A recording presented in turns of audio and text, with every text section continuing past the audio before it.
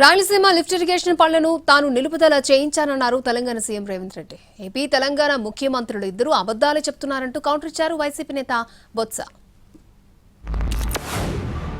రెండు రాష్ట్రాల మధ్యలో మంచి వాతావరణం ఉండాలని ఇప్పటి వరకు నేను సాధించిన విజయాన్ని కూడా నేను చెప్పుకోలేదు అధ్యక్ష. సూటిగా చంద్రబాబు నాయుడు గారికి విజ్ఞప్తి చేసిన నేను రాయలసీమ లిఫ్ట్ ఇరిగేషన్ మీరు ఆపితే మేము ఏదైనా విషయాల మీద చర్చకు వస్తాము, లేకపోతే మీతో చర్చించడానికి అవకాశం లేదు.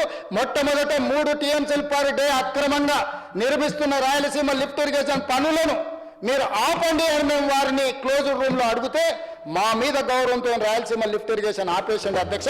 శాసనసభ సాక్షిగా రాయలసీమ తాలూకు ఎత్తిపోతల పథకాన్ని నేనే ఆపించేశాను.